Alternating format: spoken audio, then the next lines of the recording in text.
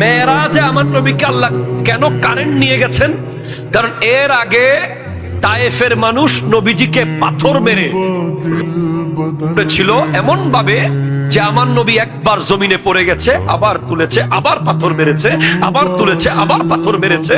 এমনকি আমার নবীর রক্ত মুবারক মাথা দিয়ে গড়িয়ে গিয়ে নুরানি কদম মুবারকের তলে দিয়ে গিয়ে নুরানি জুতা মুবারকের সাথে লেগে জুতা মুবারক যখন খুলেছেন, তলা পায়ের মুবারক চামড়া উঠে গিয়েছিল, তলা একটু সাদা সাদা ফ্যাকাশে হয়ে গিয়েছিল তায়েফের কষ্টে। এবং অথচ আমার নবী তায়েফবাসীকে ইসলামের দাওয়াত দেওয়ার জন্য 21 দিন তায়েফের গেইটে আমার নবী দাঁড়িয়েছিলেন। আমরা কিসের ইসলামের দিন দাওয়াত দিচ্ছি? আমার নবী 21 দিন দাঁড়িয়েছিলেন ওই গেটে। ওরা সাহাবায়ে কেরাম বলছে, ইয়া রাসূলুল্লাহ চলেন, আর তারা গেট খুলবে না। বলে আমার নবী বলছেন, তারা যদি 21 বছরও গেট না খুলে, আমি এখানে দাঁড়িয়ে থাকবো, যেদিন খুলবে সেদিন দাওয়াত দেব। ওই তায়েফের মানুষের আঘাতে ওই একই বছর, ওটাকে আমুল হুজন বলা হয়, দুঃখের বছর, হযরত খাদিজাতুল কুবরা ইন্তেকাল করেছেন।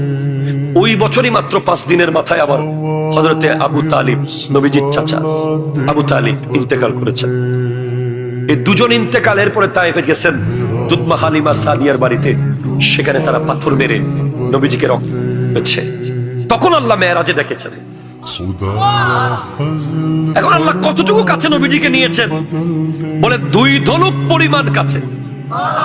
এটা বিশাল আজিম শান এক কথা আল্লাহ বলেছেন। আল্লাহ তাআলা যে কত বড় আহকামুল হাকিমিন, কত উদাহরণ দুনিয়াতে আছে। আল্লাহ ধনুকের উদাহরণ দিলেন কেন? কারণ আরব দেশে যিনি গোত্রের লিডার, কি আপনাদের এই গ্রামের, এটা কোন নাম, হীরাপুরের একজন সর্দার আছে না? সর্দার আছে না? আছে। অথবা চেয়ারম্যান ধরেন, লিডার। তো লিডারের কাছে থাকতো ধনুক আর তীর, থাকবে না? থাকবে। কর্মীদের কাছে আছে, কিন্তু লিডারটা তো স্পেশাল।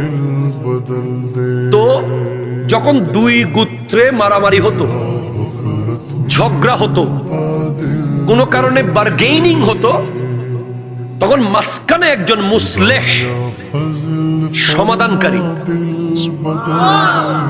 আচ্ছা, হীরাপুর আমি বুঝাই, আশেপাশে আরেকটা গ্রামের নাম বলেন। ধরেন খুশগড়ের সাথে হীরাপুরের দ্বন্দ্ব হয়েছে। এখন 2 দলের 2টা নেতাকে ডাকা হয়েছে, মাঝখানে একজন হলো সমাধানকারী। যিনি সমাধানকারী, উনি ওই দলের লিডারের ধনুকটাও নিলেন, এই দলের লিডারের ধনুকটাও, 2টা ধনুক নিলেন এক হাতে। কয় হাতে? এবার তীর নিলেন একটা। কয়টা? একটা ধনুক। তার মানে বুঝালেন যে আজকে থেকে তোমার আর আমার ধনুক 2টা হতে পারে, তীর হবে কিন্তু একটা। আমার আল্লাহ বুঝিয়েছেন, আমার হাবিব আর আমি, আমরা দুজন 2 ধনুক পরিমাণ। মানে হাবিবকে কেউ যদি কষ্ট দেয়, আল্লাহ তার বিরুদ্ধে যাবে। ঠিক কিনা? জোরে কথা বলেন না।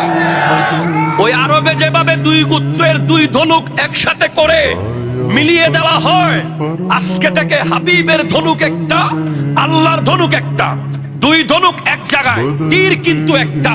সেজন্য ইন্নাল্লাযীনা ইউযুনা আল্লাহ ওয়া রাসূলা লানাহুমুল্লাহু ফিদ দুনিয়া ওয়াল আখিরা। যে আল্লাহকে কষ্ট দেবে, নবী কষ্ট পাবে। যে নবীকে কষ্ট দেবে, আল্লাহ কষ্ট পাবে। যে আল্লাহকে রাজি করবে, নবী খুশি হবে। যে নবীকে রাজি করবে, আল্লাহ খুশি হবে।